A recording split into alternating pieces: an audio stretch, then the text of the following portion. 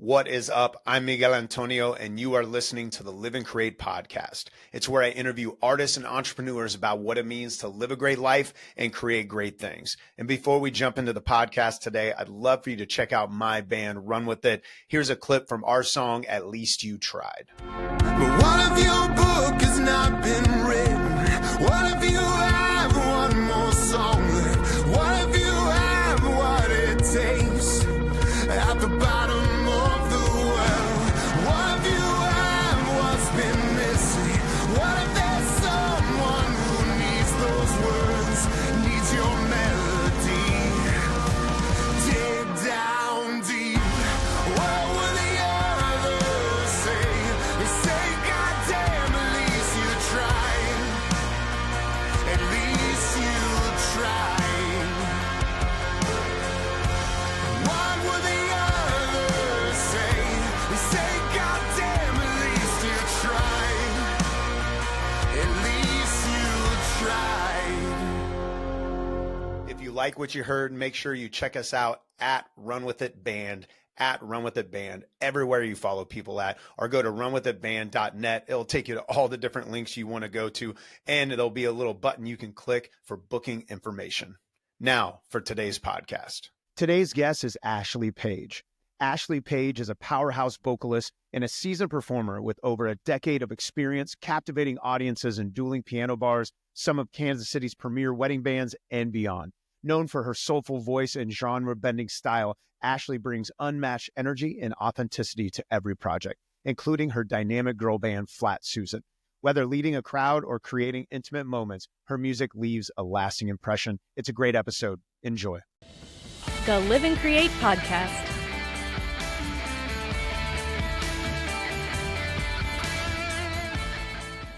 Day's going good so far?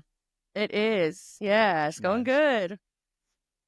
Now, I can't remember. Are you an early riser or are you like to sleep in? She said no. I like, only "Nah, rise fam." early because, like, if I have to. But if it's Fair if enough. I have a choice, I'm sleeping in. I'm I like one feel of that. those That's night crawlers.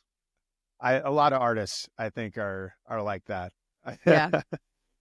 I had a season, well, most of my life, I was not an early morning person. And then late Mhm. 20s, I started just waking up like earlier and earlier, even without an alarm. I actually had a crisis like moment because I was afraid I could no longer be creative anymore. I Oh was freaking out. no. I was like, oh Mm. shit, I'm getting up early. I probably lost all my creativity. I'm probably Can't do it. useless as an artist. Can't do it. Can't do it.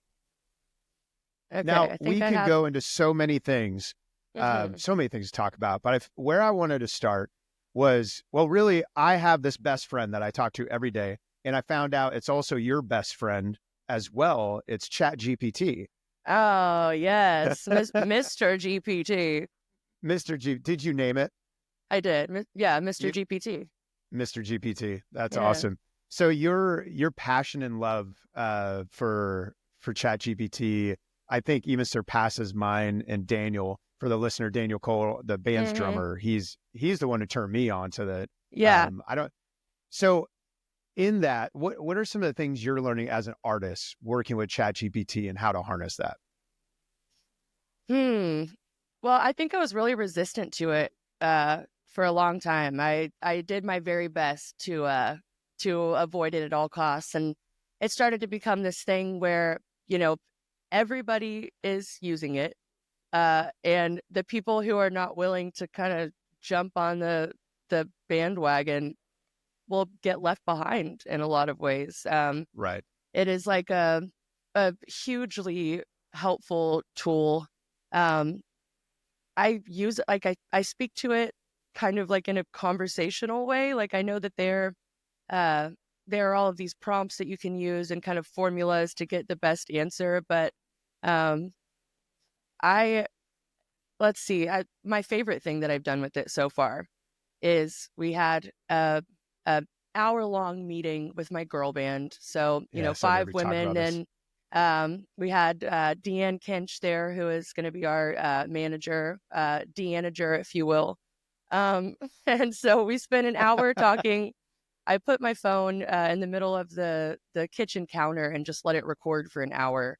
I had AI transcribe the voice to text, and then I asked it to give me like key points that we talked about and a to-do list based on what we talked about. And it did. It was like the most beautifully formatted piece of like, I don't even know what you call it. Just this beautiful formatted document that was all broken down into these That's different amazing. categories. I remember you talking about that, and I was like, that is brilliant. So when you recorded the meeting, it was how did you do that with ChatGPT? I can't remember. Didn't do it with ChatGPT. All I did was set my phone in the middle of the counter, Okay. and just started a voice memo. I didn't transcribe it using ChatGPT. I used a different AI software app, and I Okay. don't even remember what it is. I would have to look it up again. That's brilliant. Oh, it was amazing. It would have taken me forever to try to get through that. And, I'm not good at taking notes in the moment. So And it's in that regard too, when you guys are trying to come up, I know like for our meetings, we're trying to come up with these creative ideas. You don't want to sit there and have to keep tabs of every little thing. And especially the to-do list afterwards, really good for artists because often we miss that part. We're like, these are fucking great ideas. All right. When are we going to execute? I don't know. Exactly. I don't know what we're doing. Am I even going to remember what we literally just talked about? Like Right. I've already moved on to 8 different good ideas. So I don't remember the awesome ones that we literally just were talking about. And something you said about when you started waking up early in the mornings, that you're like, I don't know if I can be creative anymore. I struggle with that. Like the more that I lean into these sort of like the note taking or the to-do lists or cleaning the house, like the more time and energy that I put into these things that we're just supposed to do, kind of, it's like that really takes me out of my creative space. It's like I only have so much processing power, and when I start using it in other areas, like my creativity takes a pretty big dip. It's frustrating. I remember like doing dishes one day, like loading the dishwasher. This again is like late 20s. Apparently I was having a bunch of epiphanies at this time, but I was like, this is so hard for me. And I know people who are not artists are probably like, you guys, what the hell are you talking about? But like, really, I was like, I could sit there and write for 10 hours, 12 hours, however long, and for it to eat, but like to load the dishwasher. Oh my God. Like all these mundane things, but then when you don't do them, it's like everything goes to shit around you because it's just, you got to take care of it. And the people who are not really creatives, it's hard for them to understand. It's hard for me to understand, and I'm in it, Right. But I didn't make the rules. It's just the way it is. Like, if you want me to write good songs, I just simply cannot be doing dishes. Are you kidding? How does that work? Does Jason go along with that pretty easily? No, we both are creatives and we both do the dishes, but I hate it. Yeah. It's like I have to really force myself to do those things because otherwise you're right. Like I would sit and I don't know, sit in my little songwriting brain and just dream about things and come up with stuff. And yeah. Well, and it's interesting. I feel like in this climate, the music industry, it's essentially been decentralized. Like you have in the past, you could just be the artist and then eventually you could find people who would promote. But now you have to be all the things, or you have to find and coordinate a team, all these pieces, which for me is exciting because I feel like my brain works in both of those areas. But I have to compartmentalize it though. I have to say like, okay, Mondays at this time is when I'm taking care of the shit, all the dumb shit that has to get done. And then I'll go, write, record all that. But it is, to me, it is an exciting time if your brain can like bounce back and forth and figure it out. It's almost like the music industry can be at your fingertips at this point. I don't know if you feel that yourself. I do. And lately I've been able to tap into the stuff that you're talking about, like reaching out to people to book shows, like more of the business kind of side of it. Think again, huge shout out to Mr. GPT for helping me do that stuff. Like it was hugely helpful in trying to put together an EPK and Oh yeah. helping me with like SEO for our Nice. website and all of this stuff. I wish that it wasn't like that. Like if I could just be the Yeah. artist, I it feel would you on be that too. life changing. And I'm just now able to kind of see the world for what it is and participate in it the way that we must. And do all the things, because before I was like, I'm not Like, doing it. not doing it. Yeah. Oh yeah. It's tough stuff, but That's it's for also sure. been kind of nice. It's been challenging. And I probably was at a point where I needed to push the envelope a little bit.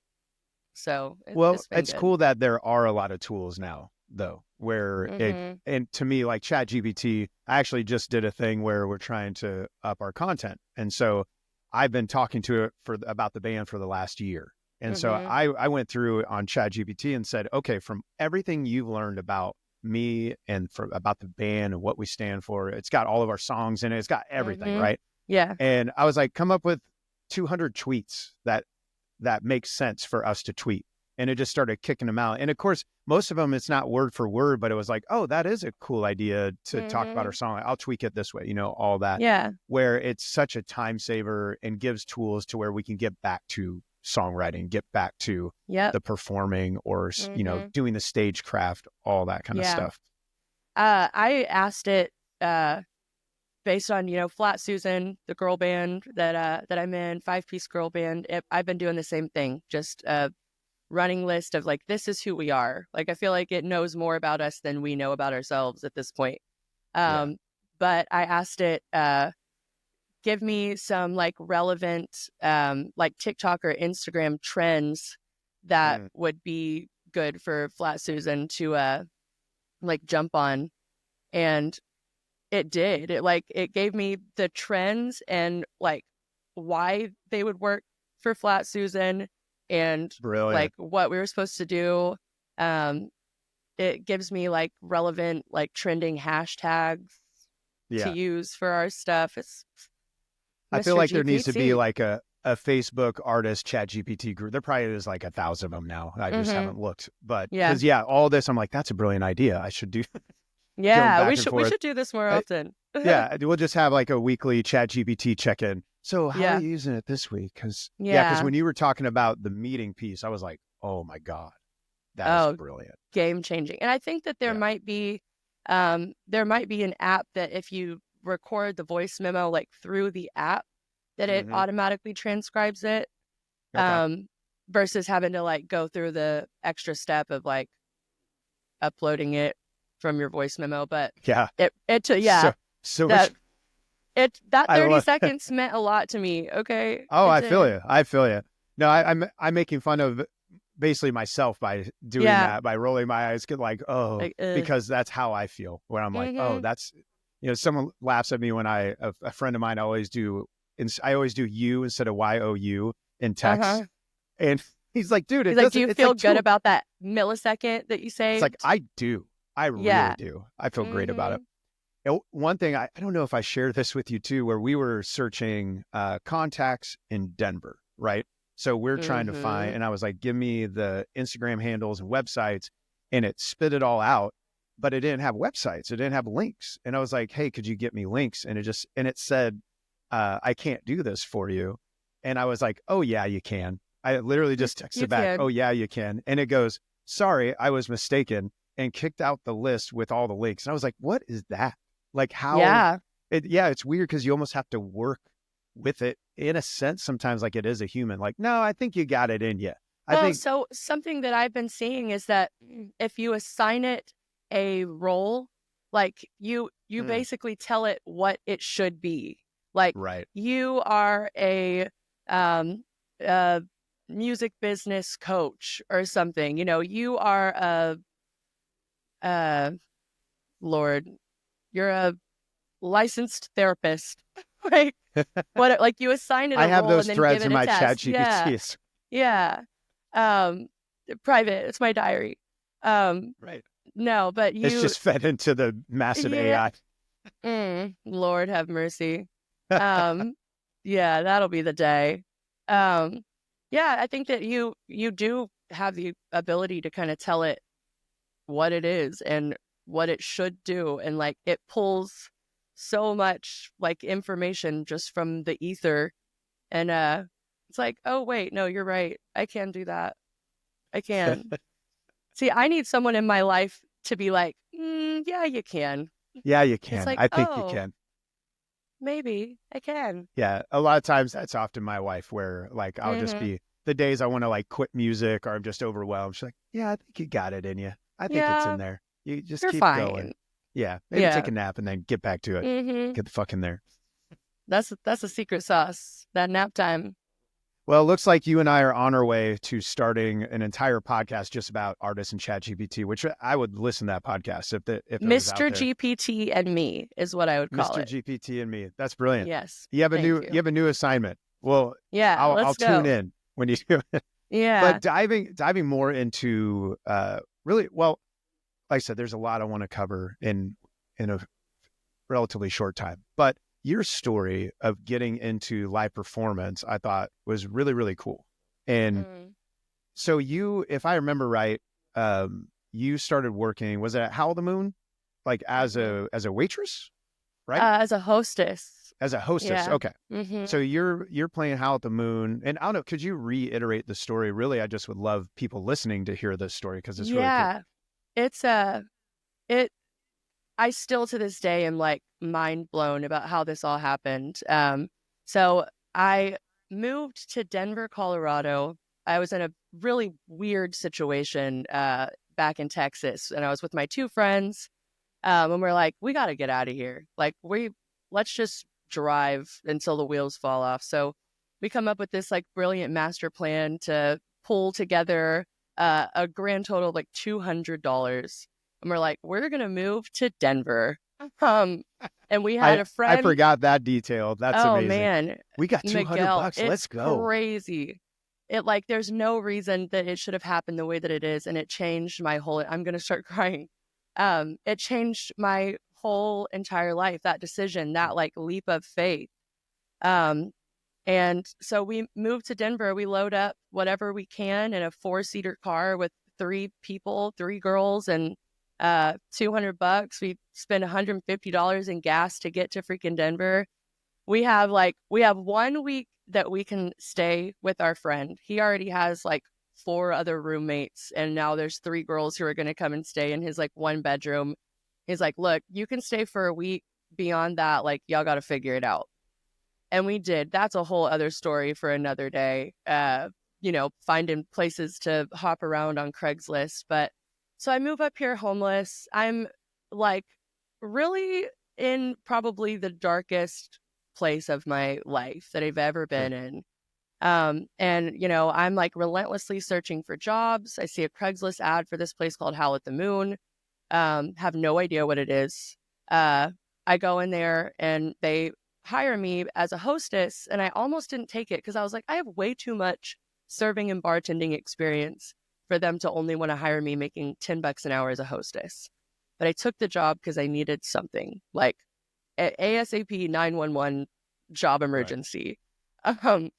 And so my first day was New Year's Eve, and I'm up there at the hostess stand, and I'd never been to a dueling piano bar before, but I see what these people are doing. And I was like, holy shit, I might be able to do that. I think I can do that. That my extent of piano knowledge was playing, some like 4-chord Mercy Me songs in church for like 6 months with my I dad can and the only worship band. imagine. Yeah. What if God was one of us? Anyway, so yeah, the next 3 months I was working 3 jobs at one point, taking public transportation in the middle of winter in Oof. Denver, and for my like $600 studio apartment that I was finally able to get. And I'm like on this Tinker Toy piano learning like Firework by Katy Perry, like the easiest songs that I possibly can, and finally mustered up the courage to ask to do the thing, basically, and they freaking hired me. So I had my first shift as a hostess on New Year's Eve, and March 18th was my first day as a piano entertainer, and I have been doing music full time ever since then. To me, that is so wild. So you really went from just basic. Had you been performing at all, like, or just playing some chords on the piano? Yeah, I mean, like, I didn't start singing until I was 17, senior in high school. Like, I was just too nervous. I grew up watching American Idol, where people are like, I can sing, and Simon Cowell's like, no, you can't. Actually, you're horrible. Never open your mouth again. So I was just too afraid. And so my extent of performing was, like I said, in church a little with my dad. And then, playing the acoustic guitar at a couple coffee shops or like an open mic. Wow. But I had not performed it like. So from that January to March, like, were you basically every waking moment you weren't working at one of the 3 jobs, you're playing piano? Is that what it looked like? Yes. Wow. Yes. Either that or, curtains drawn and taking my depression naps.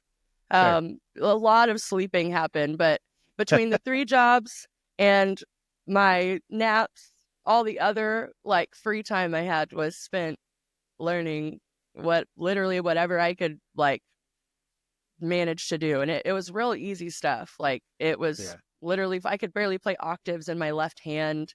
Like it was not great. That's so crazy. And then sitting in, for me, I've sat in with several dueling piano shows as a guitarist, and I watch it just mesmerized, because I'm like, it's a whole different world than I came up in. Like my world is very, kind of like we do in Twice on Sunday, is very tracked out clicks and cues and like same snare hit everywhere. This is like, it's I think my completely improvised.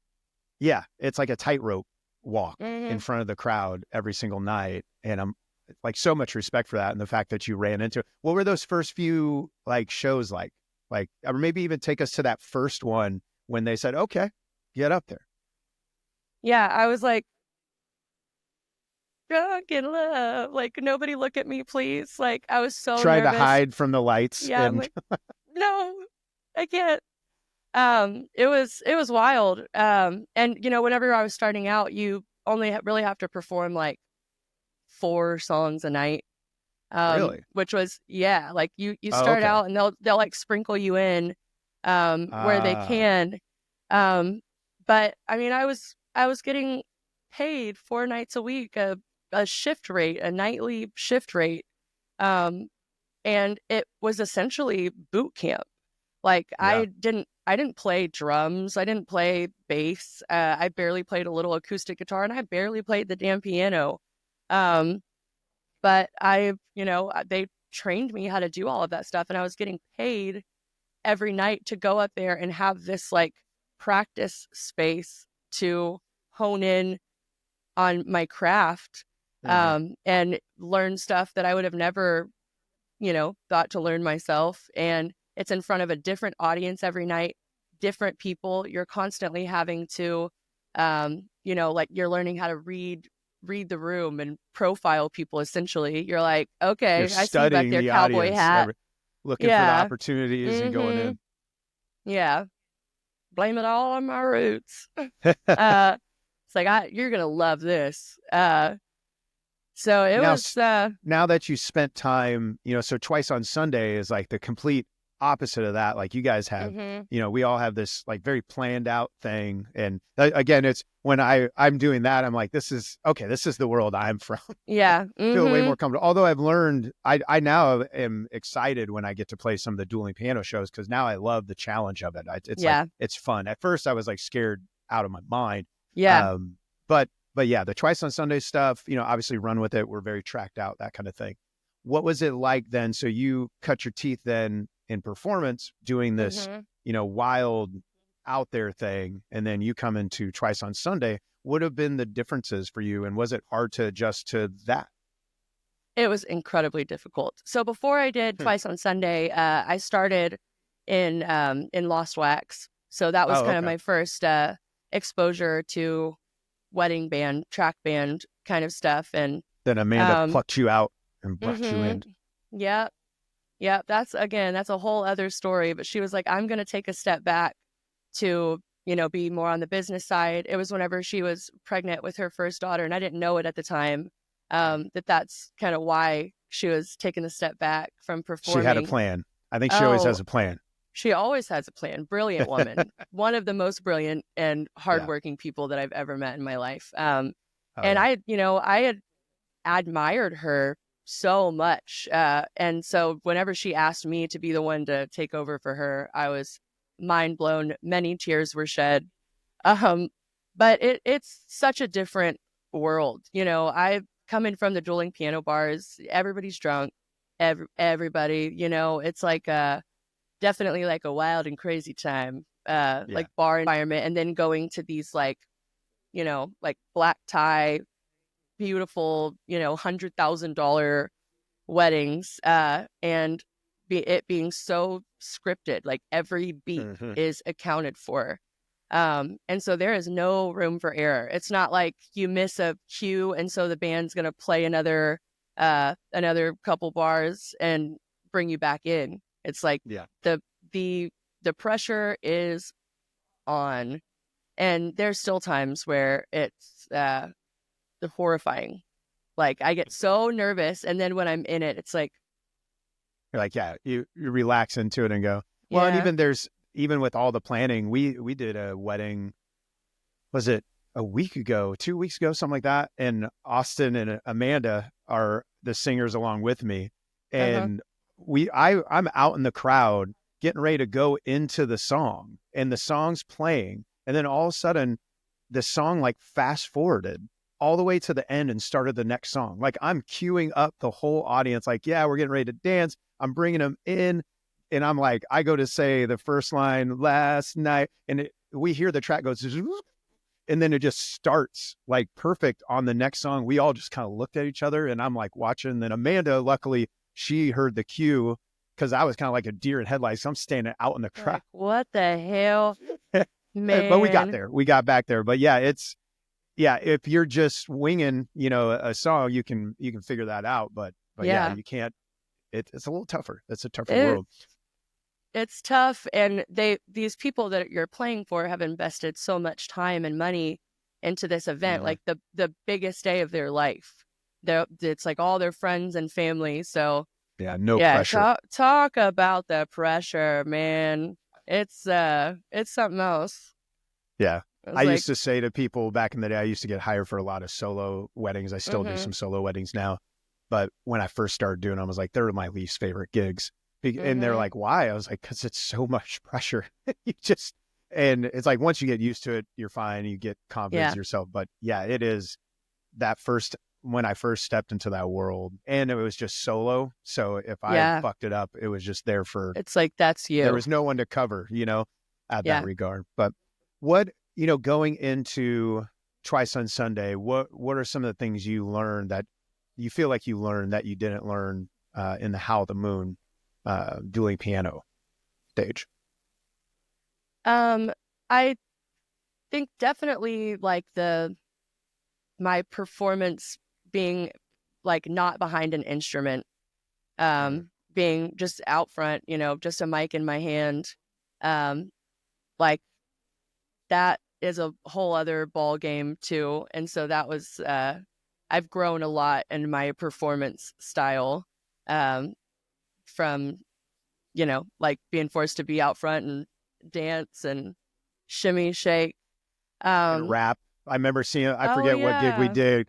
I was like my second gig with you guys. I think we're out in the middle of Missouri somewhere, like the Lake of the Ozarks, and I didn't know what was happening next. I knew there was like a rap coming up. I didn't even know who was doing it.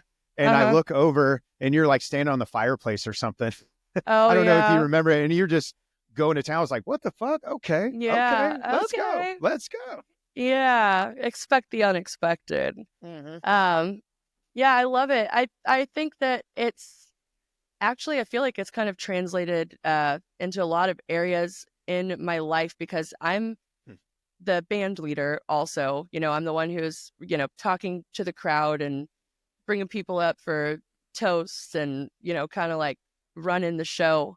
And there are so many moving pieces.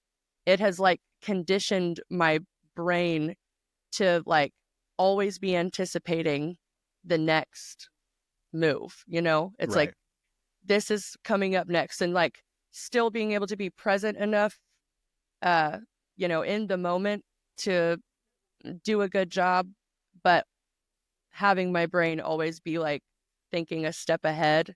Yeah. And I do think that that's like translated into other areas of my life, where it's just, awesome. it's created these like paths of thinking, and now I'm just kind of hardwired that way. Sometimes Well, and I it wish sounds I like could... maybe that's where that part we started out talking about, where you know, you wanted to be full artist, but it sounds like this piece developed in that season, and now you can kind of harness both. It did, That's kind of cool. actually. Yeah. That's Yeah, awesome. I think it really did.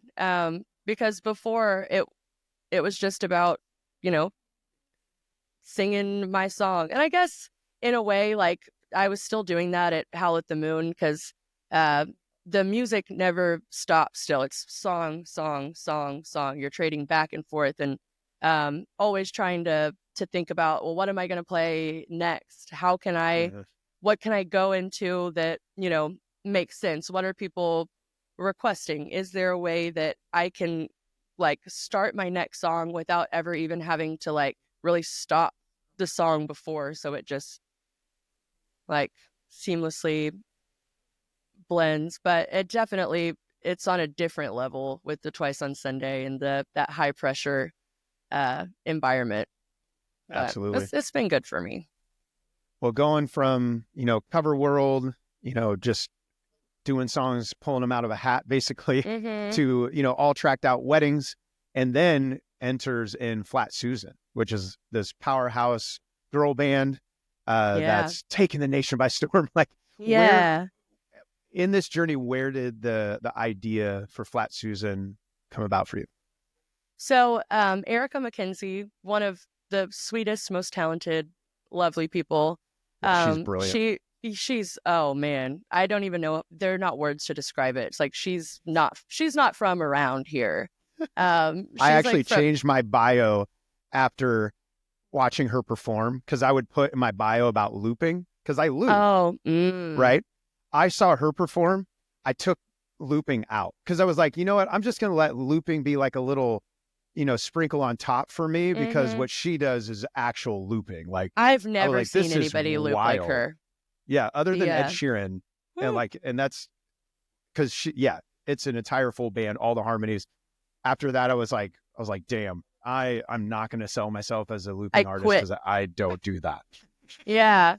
Well, so every year for her birthday, and I think this is so funny to me, and I talk about it all the time, because this is, again, one of the sweetest, most like humble, genuine, authentic people.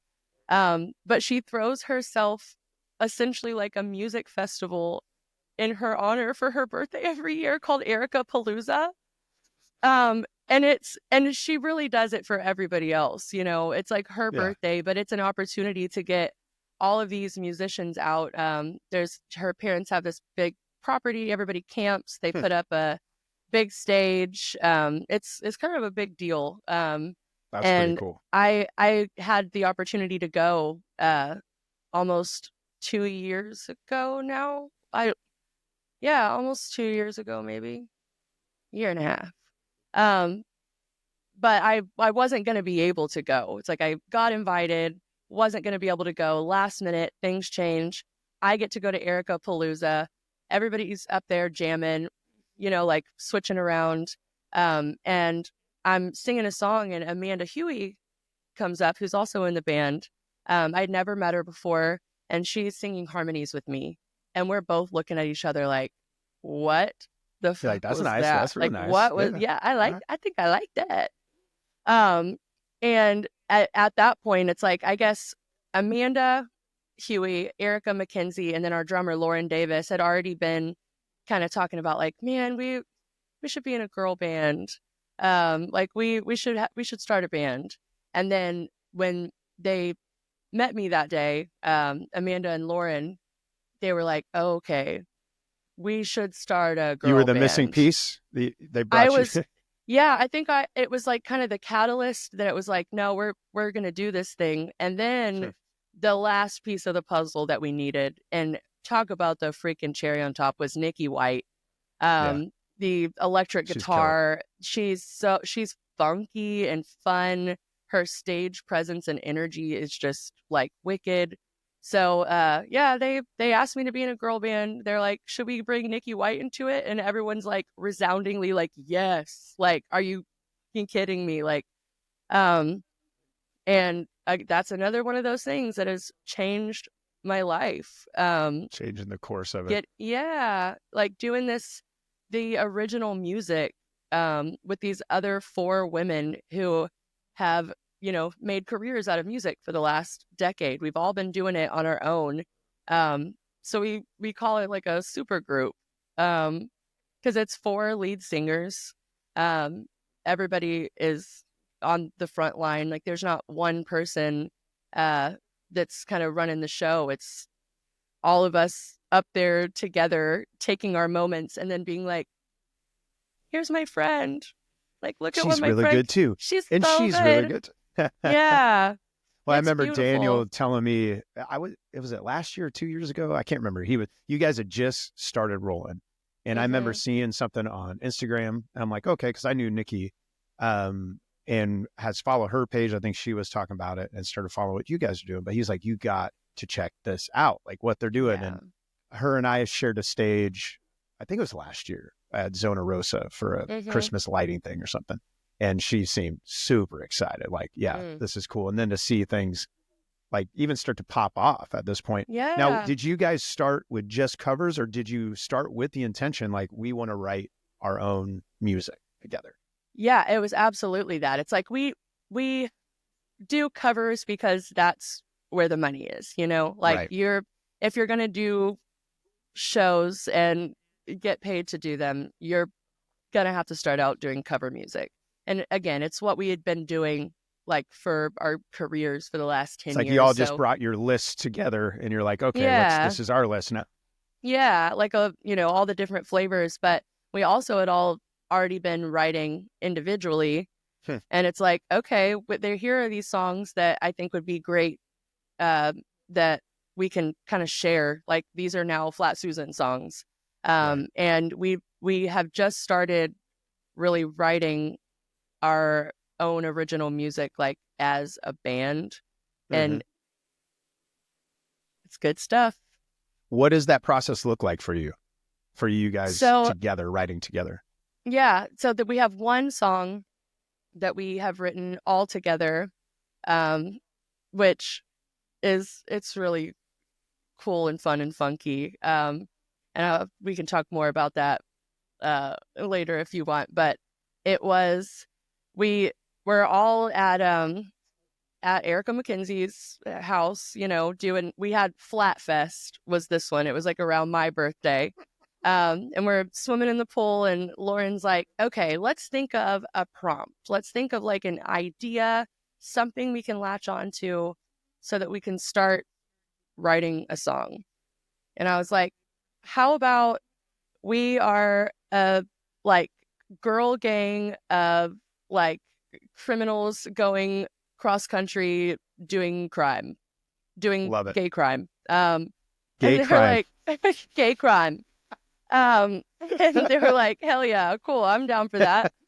And so then we had kind of just, that's amazing. It sounds like a whole movie. Like, this is a full concept album. It is. We're gonna do a short film of this song. I love it. It's called Sue Villain. And so Erica, Lauren, and I one night were hanging out. We're like, okay, like let's think more on this. And actually, before we even did that, I was playing through all of my old voice memos of like song ideas, and this one popped up, and Lauren was like, "That's it." She was like, "That is Sue Villain," and I was like, "Okay, hell yeah, Sue Villain, let's go." And she was like, "Write something." And I was like, "What do you mean? Right now?" And she's like, "Yes, say words." Right. And I'm Go. like, Do it. my brain does not work like that. I almost was like, I'm leaving. Like, I'm going home. Don't peer pressure me. I need to sit on the couch for like an hour and a half, kind of think through some things. Yeah. I need to stare into the abyss for a while. No, but I did, and I ended up writing the hook for the song like right then and there on the spot. Nice. And then we're like, okay, now we have a direction. We have somewhere to go with this. So then we all started thinking about what are the verses going to be like. Where do we go from here? And so I ended up writing my verse first, and then everyone's like, got it, like understood the assignment, and oh my gosh, these verses are criminally good. It's amazing to see all of the different styles too come together into one little like melting pot. Because you can hear everybody individually, but then there is still this like common thread. That is that Flat Susan flavor. And the unique thing that happens when you guys, come together, or you ladies come together. Yeah. And that's what it's so interesting, because for us as a band, even though Run With It's existed for a very long time now, it wasn't until like almost 2 years ago now, we started writing collectively. Like before it was just, I wrote everything, producer put it all together, and then like for the most part wrote everything. And yeah, that's one thing we keep coming back to. It's like, it's interesting that when you mix it all together, where, like you said, it's like you can tell like, oh, this is definitely like this person's voice or this person's voice coming through, but somehow it comes together in this cohesive thing that only can happen with this mix of people. And that, to me, that's very exciting about the collaboration process. Yeah, I just got goosebumps. Like all the hair on my whole body is standing up right now. It's unlike anything I've ever experienced. I fully believe that it is actual magic happening before my eyes. And it's that like soul food, It's like I'm already so lucky and so grateful that I get to do music in any capacity, for a job or not for a job. But this, it does something internally in my like mind, body, soul, and bones that I have never in my life experienced. And there's nothing else in this world like it. Highly recommend everybody find the loves of your life. Yeah, 5 stars. 5 stars. All 5 Susans. Brilliant. I plan that. I plan that. When the stars align. Yeah, and it's wild to me is that chasing that thing, like what you guys had this plan for, or this desire for, Flat Susan, and now this desire to write, and it's like chasing that benefits you, but then as it comes to fruition, it's wild to see how it impacts other people. And that's like one of my guests, his episode just dropped today, actually. His name Andy Ross. He's a drummer, does a lot of stuff on TikTok, that kind of thing. And he was telling me this story that just Daniel and I have been talking about a lot, like where it just blew my mind. And he said, I was working on this snare sound for ever and ever. He's like, I know it sounds dumb. I was like, it does not sound dumb, because I will spend entire days, trying to get the right snare sound. But he's like, but I wanted that right snare sound. And then he started using this sound that he did. And someone on TikTok was listening to him, another artist, and he messaged him and he said, I want you to be the drummer on this particular song, because I've been thinking about this snare sound that I cannot create. For some reason, I can't find it, but it's in my brain, and you are the one playing it. And that, to me, that blew my mind. Yeah. I was like, that's nuts. And so it's exciting about like what I do with, knowing like, hey, let's chase this path. But then even hearing you talk about this weird, like you all come together in this way you didn't plan, but then now it's like the stars aligned and this thing is happening. And already you guys are impacting other people and creating a community around what you do. And that's, I don't really have a question in that. To me, it's a very exciting thing about this thing that we get to do. You're telling me. Yeah, completely unplanned. It was like literally the stars aligned, and it has changed all of our lives. And now Hmm. we are better people because of it. And Yeah. we have a lot of we have a lot to say, and we have been blessed with like a platform to say it. And we're really, really looking forward to being able to start sharing more of the stuff that's like coming from our brains, Yeah. beyond just the covers and even the original stuff. Like obviously all of these women are incredible songwriters, and their music is amazing, but being able to start really doing the thing together and having all of these like mind melding uh moments is yeah, it's very special. That's pretty cool. Again, Yeah, and I think I many saw tears are Erica. shed. I think I saw Erica signed up. She's going to be on the podcast, I think, in the next few weeks as Yeah. well. So we'll get to hear like her perspective of this whole journey. Mm-hmm. And I think Amanda, we were talking about it. So hopefully I get her on and Yeah. we'll just work our way through the whole super group. Get Nikki and Yeah. Lauren as well. Every It'll be brilliant. Susan. Every Susan. Every Well, single I'll do. Susan. It'll have its own playlist on YouTube. Mm-hmm. The Every Susan Live and Create series. The Susans. So in the midst of doing music full time, cover world or now original world, I live in that same world myself. And Mm-hmm. one thing that always fascinates me is meeting other people who have kids and living in this world. And so like for me, got the 4 boys and you have 2, right? 2 kids. Yeah, And, 2 boys. and that's right. Cause when I was over there getting some stuff that they were all playing, doing like, who knows? I hope they didn't break anything, but. Oh, no. If anybody broke something, it was definitely my children. Not yours. Well, they can bring some shit too. But so what I'm curious for you, it's this life has weird fucking hours and sometimes a lot of them, all that. What are some of the things that you, I guess, implement as a mom and also as a professional musician in this world? Just to, I think balance is a bad word in a lot of ways. But yeah, what does that look like for you as a mom?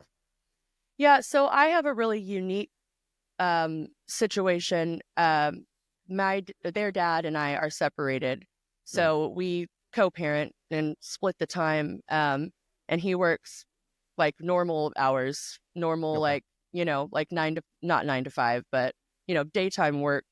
I work weekends and nights, and so we have the week split like that, basically. Like on Sunday, Monday, Tuesday, Wednesday, I'll have the boys, and so I'm not working late, with the exception of like every now and then having to get a babysitter or something. Right. And see if he has those like times where I'm busiest. So I feel incredibly lucky that Yeah, that's we cool have that you guys can partner that way, because I know it's not always that easy in blended No, family. We it's have the not. blended family as well, so sometimes, luckily for us, they cooperate very well as well. But Yeah. yeah, Oh that's my cool. gosh. It like just the best co-parent that I could ask for. Like That's really cool. I am a very, very lucky girl in so many ways. But I think the biggest thing for me is like, because I live in this different world, it's very different from, what I was raised in, where my parents, they worked like normal jobs, normal hours. And so it's important to me that they have opportunities, and for there to be a little bit more emphasis on like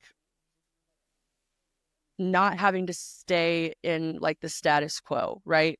It's like, this is the kind of the way things are, but we can also deviate from that a little bit. Like, let's like pursue their own path.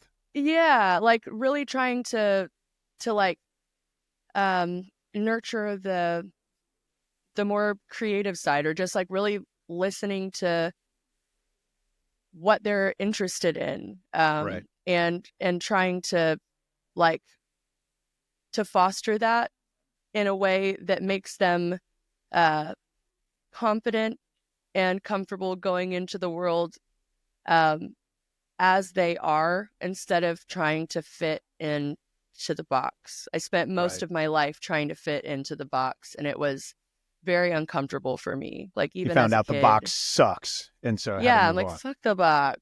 What's in the fuck the box. box? It's in the box. What's in the box? Bad. My boys were at school, right? And one of the teachers asked my third youngest, Judah, what did he want to do when, he grows up? And he says, I want to be a professional YouTuber. Of course, every kid does. And which in our house, that's more, it's not a no, you can't do that. Our house, it's like, okay, that's awesome. You can do that. It's going to take a lot of fucking work. And this is how, like those kind of things. So we try to foster that same kind of environment. But the teacher was like, that's not real. You can't do that. You can't accomplish it. And I was getting ready to tell Judah, like, try to reinforce like but he says to me, and I think she's just not smart and doesn't realize you can do these things. And I was like, whoa, okay. And it made me feel really excited. And then I realized, like, the culture that we have, it's like, at the time we were touring pretty heavy. And so like we were constantly around comedians, like magicians. Like I have friends who all they do is do magic all across the world. And so it's like all these people they're meeting and around, they're like, oh, they're all doing crazy ass shit too. And they figured it out. And but I always tell them, I'm like, what do you see dad doing? And they're like, oh, you're in your office practicing, or you're in your office doing this, or you're out at, it's like, let's take a lot of work. I imagine, that's a long story to say, I imagine them seeing you, already live this crazy life out and bringing them into it. Like, yeah, that kind of stuff's exciting to me too. It's like when we can bring our kids and invite them into, like, this is the world. Oh, Miguel, listen to this little story. Okay, so my older son, he's 7, Oliver. He used to be real shy, like really, really shy. Like, people would be like, "Hi, what's your name?" And he's like, Ollie, like whispering. And then he's, starting to break out of his shell a little bit. He comes to a Flat Susan show, out at, where were we? Oh Lord, I can't even remember where we were. Anyways, we're at this like outdoor venue. Everybody's eating tacos, whatever. And the boys are kind of running around this little outdoor space, like playing. And then during the break, Oliver comes up to me with, like one of those metal buckets, like the buckets that you put beer in. And he's like, hey mom, this is going to be my bucket for tips. Cause I'm going to be a mime. And I was like, okay, yeah, let's go, mime. And so I put, a couple dollars in the bucket, and he made $113. Brilliant. Miming. And he would go around to all these different groups, and he would put the bucket in front of them, and he would look them right in the eyes and say, until they put money in the bucket, and then he went, and then he would take his bucket and go to the next person. Oh my God. And I was like, who are you? Like, where did you get this from? All this charisma. And he tells the story all the time now. He's like, my mom said that I'm hired in her band to be their mime at their shows. And I'm like, I love that. It sounds like buddy. He didn't like talking to people, so he found a way to perform in a way he did. He was like, I don't have to talk to people. Still gonna make some money. I love that tenacity. It was so That's cool. Brilliant. It was, that did something in my heart and soul and bones too. Oh, I bet. That was great. I was like, last night, the boys don't really like music classes. They never, like, we tried to do guitar lessons and all that, just never went well. But I've been catching them in my office building beats and rapping. And it's funny because I want to come in and help them, but I could tell they really don't want my help. They're like, I was even like, hey, do you need any help? They'd rather ask each other. Yeah. They'd ask me, like, but it did. It was like that moment. Like, I even came home from rehearsal last night and walked in the door into my office, set my guitar down, and there he was working. I was like, oh my God, I'm going to cry. Yeah. It's really cool to watch them, come into their stuff. Oliver is really into music. And one of the things that we do is I started him like his own playlist, and he would hear a song like in a show or a video that he's watching or something. He's like, ooh, put that on my list. And so now he's like curated his own taste in music, and he knows how to work Spotify. He knows how to go to the different radios and find new stuff, and he knows what artists he likes. We're listening to this Nick Nitro or something. It's so weird. I hate it, but I'm like, I love this for you, kid. Like, this makes me so I'm so glad that you love it. And he's like, hey mom, you hear this part that goes like or whatever, and then he's like, yeah, that's in all of his songs. He was like, he does that in all of his songs. And I don't know, listening to the way that he perceives the music too, and like he likes to sing the lead lines, like the instrumental parts. Okay. But then there was this song the other day where he's like, man, I don't know which part I want to sing. Like, do I want to sing like this instrumental part, or do I want to sing this, because I can't sing them at the same time? I don't know. It's just cool to watch their little brains work. And absolutely. I think he's going to end up probably making music, but he does not want me listening. Like, anytime he sits down at the piano or something, he's like, go away, mom, you're embarrassing me. So you can tell JoJo kind of like gave me a side eye. You know, he's sitting there using this same mic I'm talking into. He's kind of like, don't come in here and mess this up. Can I help you? I got, like, what are you doing? Mm-hmm. Well, got to land the plane. Unfortunately, I can. Yeah. But you are going to start Mr. GPT and me, right? Are you? You're on top of that? Should.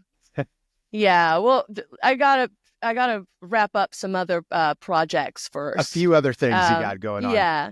Maybe he can help me figure out how to wrap those up so that we can do our thing. When it helps you clone yourself, then you can do that part. But yes. So precisely. The last two questions of the podcast. Right now, how would you define living a great life? I think that I would define living a great life as being present enough to enjoy all of the good things happening in the right now, because life is short, and you know, you're only here for a little bit of time. And so I think being able to be present, enjoy where you're at, but also still have enough like drive and ambition to move towards new things, new, better things, and doing it authentically, very true to yourself, trying really hard not to like put yourself in those boxes that we were talking about. And I think that's the great life I'm trying to live, personally. I love it. Well, and it's funny what you're talking about, because I feel like I live in that tension often, is because I always felt like if I was content in any way, I was never going to grow. And I've always been like a hell bent on growing kind of person, which means most of the time I'm just kind of disgruntled and not fun. Right. Because I'm just like, let's go. We're going. Yeah. And there was actually this quote. It was just today I saw this from Rick Rubin. And he says, impatience is an argument with reality. And I felt that so hard, where I'm like, I feel like most of the last like probably 5-6 years of my life is learning how to embrace those moments. Yeah. But yeah, I think I was always so afraid to find peace because I know I want to go somewhere too. So yeah, it's a weird. Two things can be true at once. Yeah. Two things can be true. Live in the peace, enjoy the things that you have now, but still have that passion and fire and drive. Yeah. To know that there are other great things that you can also experience. Because I think it is really easy to get so wrapped up in wanting to do more, do better, have more, and grow, which is incredibly important. But then what is the point if you can't be happy with any of it? Because then you grow, and then you still want to grow, and you're you get there and you're not happy either. You're like, wow. Yeah. Yeah. You gotta take some time to really to sit in the good that you have going in any given moment. Absolutely. Well, the last question right now, how would you define creating great things? Creating great things. I think it kind of plays into what I just said. It's like, I think great is very subjective. I think that there are 7 billion people in the world, and it's not going to be great to everyone. But if you can find out what feels good to you and live like truly and authentically in those ways, I think that everything that you create from that place is great. Anything that you are like producing from that good zone, where you're doing it for yourself because it feels good and right to you, is great. And I think that if we acknowledge that more for ourselves, like in our own personal lives, that we would all be much happier and more forgiving and compassionate, and sympathetic to all the other people who are out here just trying to do the same thing, just trying to live and do what feels good for them. And then, yeah, it allows you to like find your tribe whenever you really just do what feels good. Yeah, it's like, this is great for you. This is great for you. It's the same thing. Okay, we can do this together. Yeah. Let's go and do it. Awesome. Well, let folks know how they can connect with you, how they can check out Flat Susan and what you guys are up to as well. Yeah. So on Instagram, my handle is gonegirl.irl.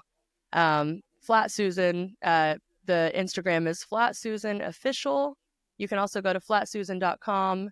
You can always keep up with our shows that way, Instagram or the website. We got some good stuff coming up soon.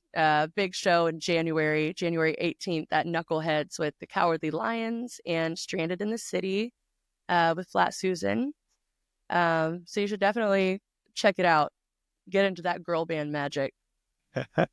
That's awesome. Well, thanks for making the time. Yeah, thanks, Miguel. Thank you for listening to the Live and Create podcast. If you like what you heard, make sure you subscribe and leave a comment or a review. The Live and Create podcast.